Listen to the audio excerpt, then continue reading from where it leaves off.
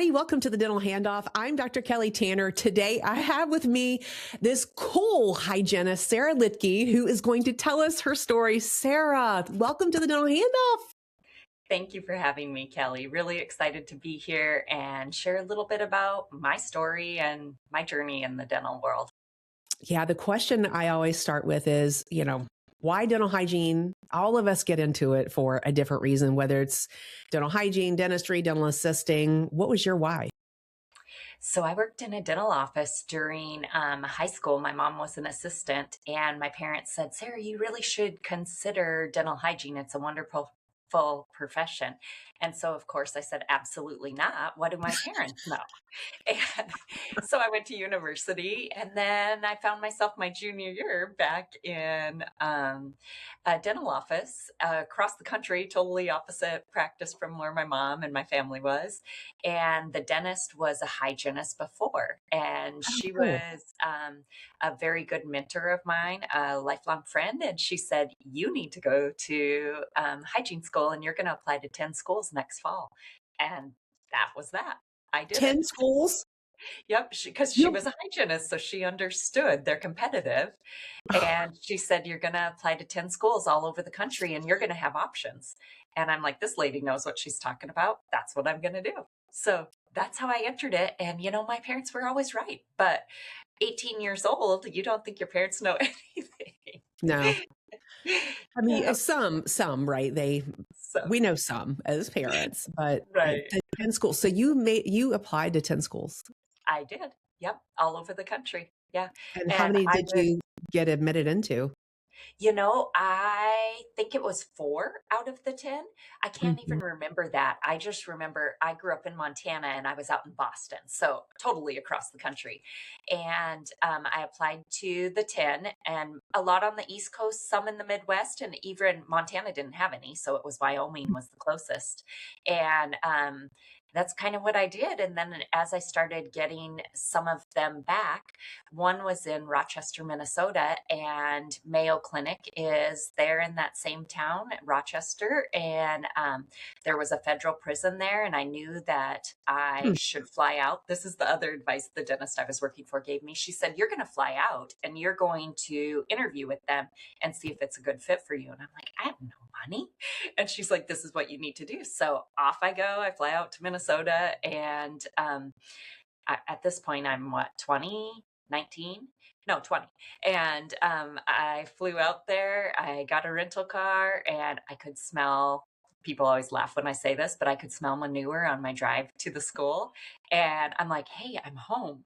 And for me, that was like, it was back to farm, and ended up in Minnesota because the opportunity's there. And I think being near Mayo Clinic, a few of my professors were also employed at Mayo part-time. And so Mhm. I got that aspect. But then there was a public health clinic that Mayo had that I got to volunteer at. And I did that every Friday when our school was closed.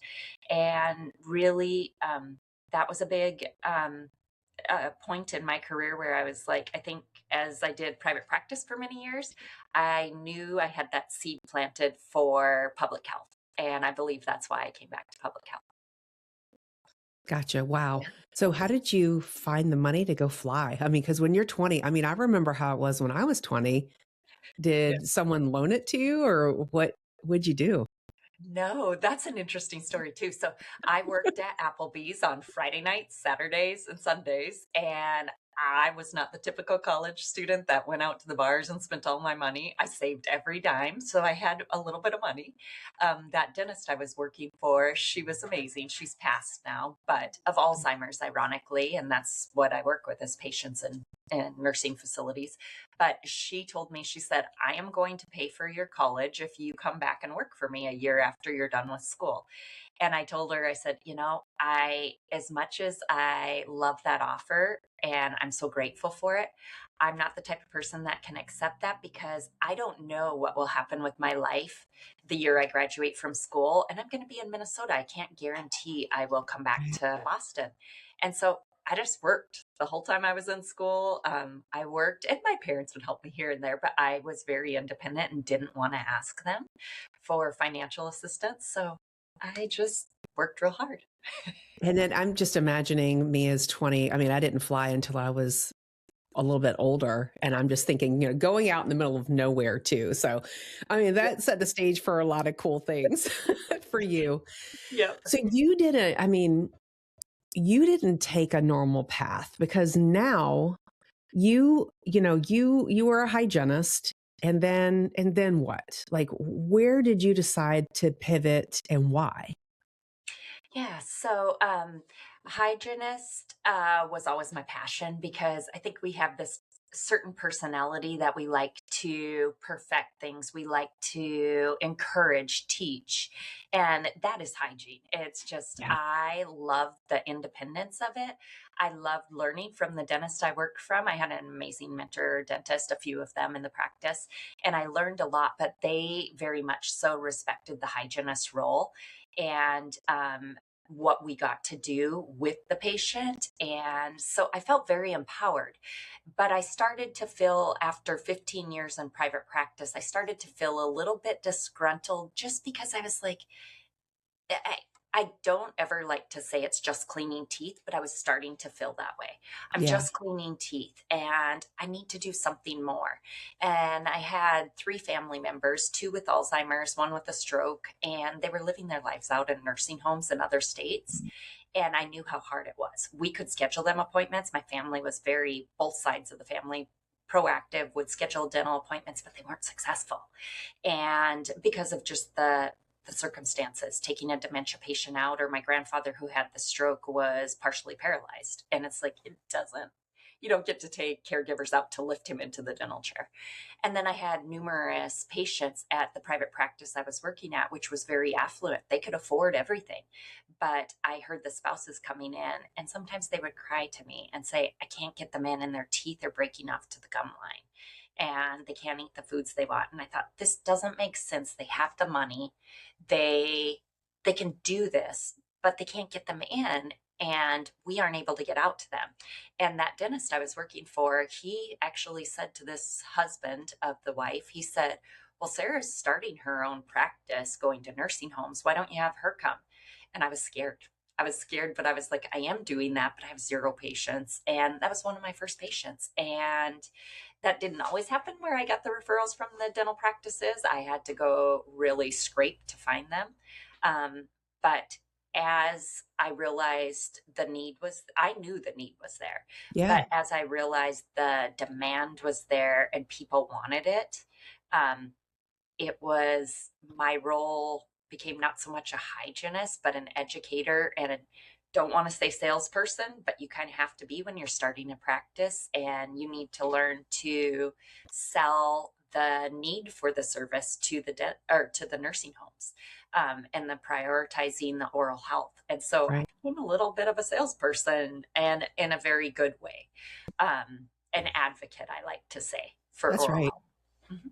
That's right. Because how would the homes know that you offer the service without you telling them? So really you're educating about the services that you offer that could be beneficial to their residents. And so it's not, I mean, it's selling, but it's not, it's just telling them how you could, I mean, too, with how you can alleviate some of the workload that they have, and it's not their skill set, and maybe they're not even interested in doing something like that. And I think the thing is the nursing homes have so many rules and regulations set on them by CMS, Center for Medicaid and Medicare Services. They want to do well because they don't want those fines and those flags and everything. But with all due respect, the caregivers in the nursing homes tend to be the CNAs, and the nurses are on the med carts more. And these CNAs have a very hard job. They're feeding people, they're bathing people. And when you think about the basics qualities of life, feeding someone, bathing them, changing them, those take priority over oral health, as bad as that sounds, but they do. And so oral health has always been, whether it's a nursing home or in the public community setting, oral health is forgotten about until there's a problem. And Mm-hmm. true in the nursing home too. And when you see a problem in the nursing home with these patients with multiple morbidities and dry mouth and sugar snacks, sodas, everything sitting there, candy, because they're at the end of their Yeah. life and these are their joys, it's rapid oral health deterioration, and no one knows until their face swells or until they're screaming Yeah. in pain. Yeah. In the middle of the night sometimes, and they don't have they don't have that dental home, Yes. where they're seeing someone all of the time. And yeah, there's such a need with a lot of populations, that don't have the access, that there's not a lot of awareness around. I think we're doing better now, but you going out and starting your own business, tell folks what you decided to study and the schooling that you went through for this. You guys aren't going to believe this. This is so cool. Yeah, so hygiene, you know what I did to go to hygiene school. And then I was in the nursing home setting, and I didn't study as a CNA or a nurse or a nursing home administrator. I kind of learned through trial and error in that setting. And there's still so much I don't know, but I knew that what I was seeing in the nursing home is there was a lot of patients with dentures, and as we all know, dentists don't love to do dentures. There's lots of follow up. They're hard unless Uh-huh. they're fixed dentures, and so these patients are not as compliant as well. They can't get out for 3 to 5 appointments for dentures easily, and so COVID hits. And I think COVID was a turning point for many of us because we're like, well, what are we going to do? And here I am. I now have built our team to not just me. We have multiple providers, we have administrative staff, and we're closed. The whole country's dental's closed. But I'm thinking, I don't know when I'm going to get back in these nursing facilities, nor is our team, because these patients are the ones that are the most damaged by this pandemic going on. If they Yeah. leave the nursing home for a dental appointment, they're quarantining for 25 days when they come back. And to quarantine someone with Alzheimer's, someone that's already feeling they have lost all of their ability to connect with the outside world, making them quarantine longer was even worse. So, what I did as soon as dental opened back up in our state, and this is general dental, it's not just in nursing homes, as soon as dental opened back up in our state, I went to every single administrator in our nursing homes and I said, it is more valuable to have our team come in and see your patients than have emergencies and have you go out, have these patients go out. And our practice quadrupled during that 2 year Wow. COVID time. And it was scary because we were wearing N95s, we were wearing and this was required by the nursing home. No one knew what to do, but we looked like astronauts going in there. We were dripping wet when we left, and I'm not exaggerating. It was just crazy. We had our PPEs, oh yeah, crazy. it was so much in the nursing homes. They had like canvas zips on all the hallways that you had to enter, and you had to like wipe your shoes. And Wow. I still have a little bit of, I don't want to say PTSD, but I still have a little bit of trauma from that time. And I also had one nursing home where we were supposed to go in, they canceled because they had COVID. And then when they were all, it was cleared from the building, they called us to schedule, and they had over 70 residents expire. And it was like walking into somewhere that these residents that were still there were so traumatized, so Oh, traumatized. And so while I know people feel differently about COVID, that was a big changing point for me because I'm like, I've got to get services to these patients. So back to your question about how did I get to the next educational step in my journey? And when I was sitting at home for that month that dental was closed in Washington State, I was like, I'm going back to school to become a denturist. And in 7 states in the United States, there is a profession, denturism, that is recognized. And so we do the steps from we can't take x-rays. We do collaborate with dentists, of course, especially because there's the patients that need partials and they have to be cleared by a dentist. And everything has to be restored before we can be moving forward with their treatment plan.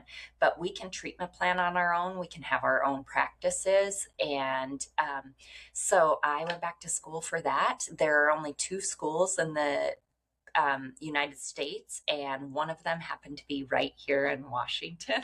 right? Like Wow. an hour from me, hour and 10 minutes. So I Wow. drove 2.5 hours every day round trip, and went back to school. Meanwhile, I said our practice was quadrupling during that time. So it was, yeah, there was some growth there, Kelly.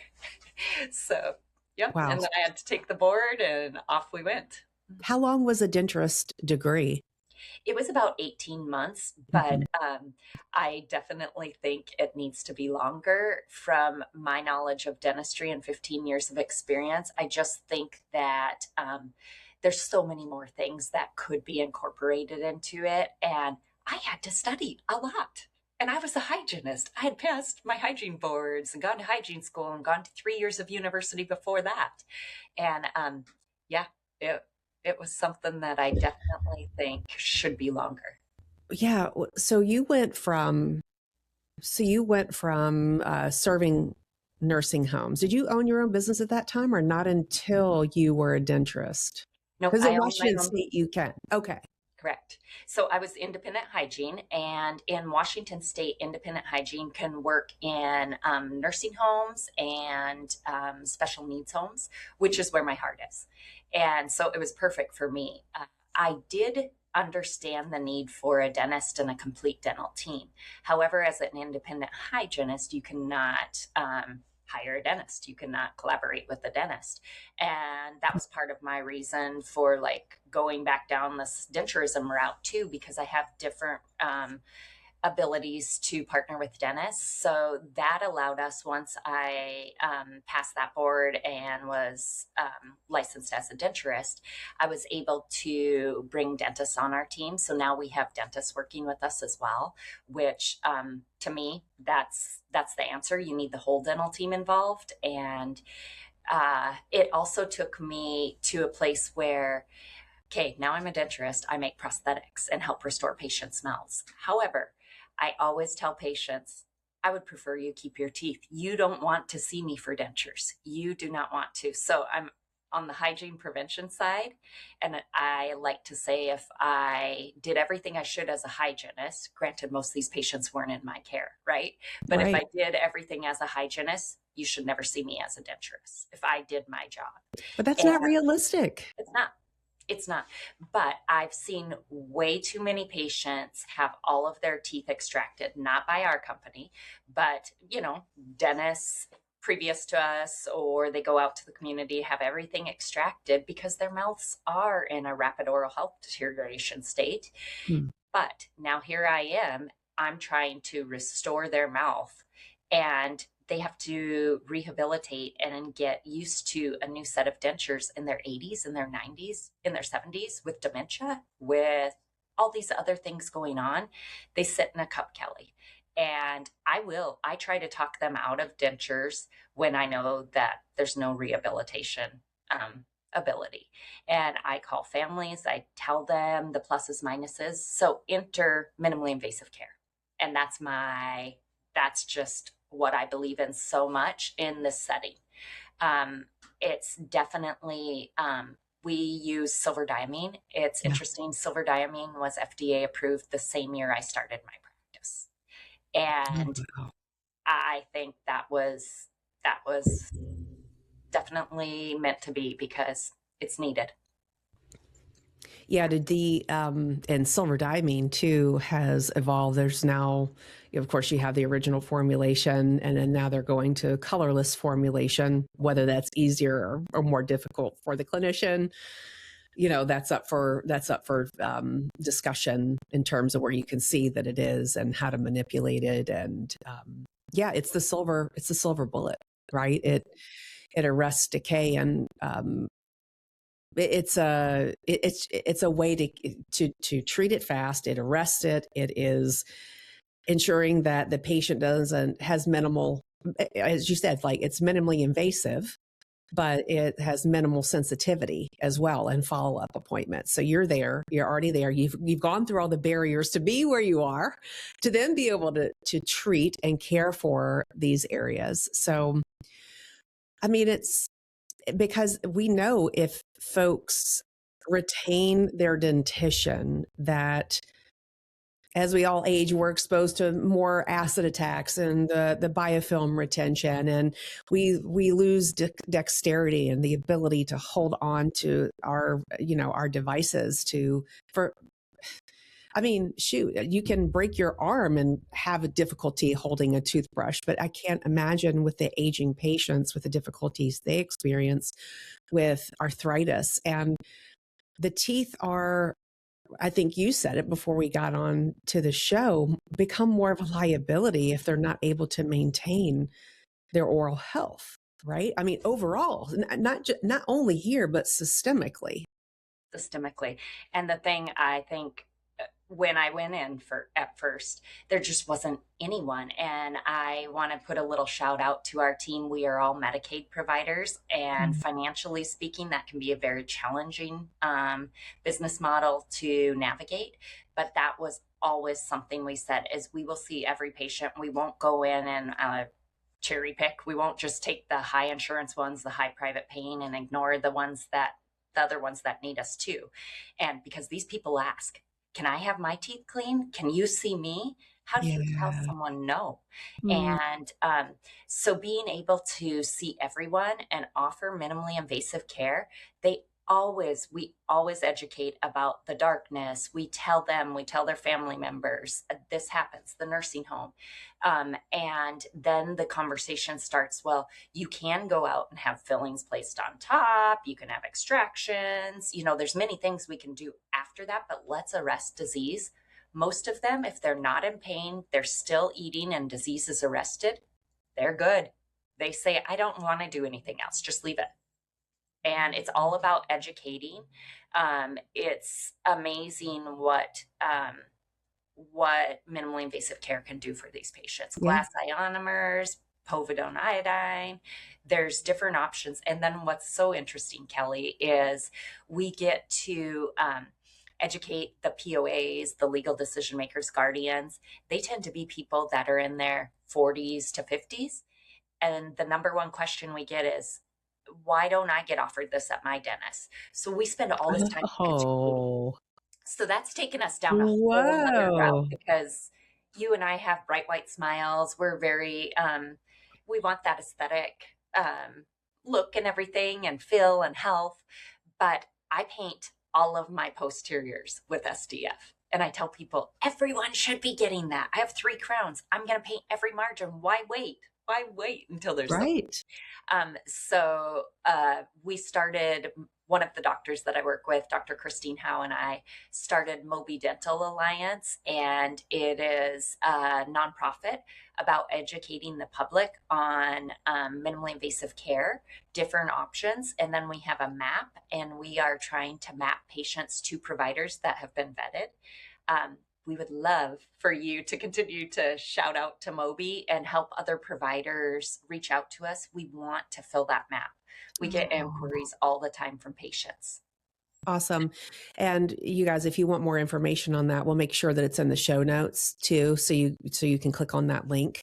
If you're watching this on YouTube or go over to YouTube, and you'll see it down at the bottom if you scroll down. That's amazing that you're doing that, because that's even, 5-10 steps beyond what you even have to do, right? But I know that once you're in it, you're moved by it, and you see how the small incremental changes can help them over time. And it doesn't have to be a big lift for them. Sometimes it's shifting from hard candy to a xylitol containing something that is sweetened, right? Just those little daily habits, educating the caregivers of that. That's mind blowing that the caregivers would say, how come this isn't offered to me? But I can totally see that. And just having hygiene conversations out in public, because, people, as soon as we tell them we're in the dental industry, they ask us dental questions, and they're like, how come my dentist doesn't talk about that? I'm like, I don't know, but it's the standard of care, like oral cancer screenings and blood pressure screenings. And it's all the standard. And and increasing that awareness. So, Sarah, something that we haven't talked about alongside of this that what was your experience like going from a hygienist working for someone and having your own business, what did you learn about yourself during that time? I learned that I can do things that I never thought I could do. Yes, Um, yes. I thank you. Woo! I definitely was one that doubted. I doubted, like, how do you do this? And I know there's probably a lot of hygienists that are listening to this that are thinking, I don't know how you even do that. I was in every single step and shoe along the way. That was like, I don't know how to do this. And I just kept going. And thankfully, I have a husband who is very supportive and behind me. He was financially speaking, he was able to work and take some of that financial burden when I was starting out with zero patients. But I also had the support that was saying, you need to go do this. My husband's mom had Alzheimer's for 20 years and lived the last 7 years of her life in a nursing home. And so we had experienced it personally in his family. Yeah. And so I had this support and just kept going. And none of it's been easy, but it has made me a stronger person. I hear sometimes my team say, I love working for you. You're a good boss. And I'm like, but I don't feel like I'm a boss. I am your team member. Yeah. And there's been a lot of things that I've had to do some business coaching. I've had to do, lots of steps along the way to continue to tell myself I can keep going. There's a lot of forces against. I don't like the word mid-level provider, but that is what I am, generally speaking. And so there's a lot of forces against that. And that can be challenging and mentally exhausting at times when you have insurers or you have Yeah. certain dentists, not all, but some dentists say you can't be doing this. And I'm like, but everything I'm doing is within the scope of my practice in my state. And every state is different. And I am on an oral health advisory board in my state with the healthcare authority, Medicaid, and they love our program. They see the success, they see the access the patients are getting. And so I'm always checking with them. Am I doing things within the scope of my practice? And, I just need that sounding board when I'm being questioned. And there's been lots of questions, but you find your group. And shout out to Melissa Turner and Sonia Dunbar from National Mobile and Teledentistry. That's how I know your name, Kelly. But they started a group and I found my people there. And I found people that have walked in the same shoes and the same steps I am that have done this and they're succeeding. It's not easy. It's not easy. Yeah, it's finding something in yourself and you commit to yourself that you're going to figure it out no matter what. Because there are days as a business owner where you feel like it's the biggest setback, right? I'm sure you've experienced those days. We've all experienced those days where it's like we feel like it's the end of the world in some ways, but you will figure it out. So like Sarah said, if this is something that's in your heart, no matter what it is, please feel encouraged by this to follow that little question mark, that curiosity in your mind, to lean into what it is that you love, what you're passionate about, how you can serve in the gifts that you have. Because when you hear this show, you guys, every single episode where we have an entrepreneur on here, it's that they believed in themselves and they had to reach really deep to get that negative self-talk out too. Right, Sarah? Because it's like, I don't know why you think you can do this. And it's like, why can't I do this? I mean, I've never proven to myself that I can or that I can't. So I might as well prove to myself that I can. Right. Mm-hmm. That's my self-talk. But I'm like, who says I can't do it? But Yeah. This is so inspiring. You being in Virginia, we don't have mid-level providers yet. We are at a crossroads where our profession is truly being questioned and threatened and all those things. And it's just disheartening for the patients. But I'm here to say that I feel confident that at some level we'll be at some point soon that we'll go towards that mid-level providership and status. And we have those out on the West Coast to lean into. And Sarah, like you said, to your point, you're not doing something that's not within your scope of practice and you're making sure of it. We're not here to take over dentistry. We're here to to do and to help and to do. It's to work together as a team to bridge for the people, for we the people, right? And that's really where the heart of it is. And so I feel like if we could all stand in that direction and hear that perspective, that there'd be faster success in these types of models with Denturist and the different ways that we can serve. So just great work to you, and thank you for all that you're doing every day. Thank you.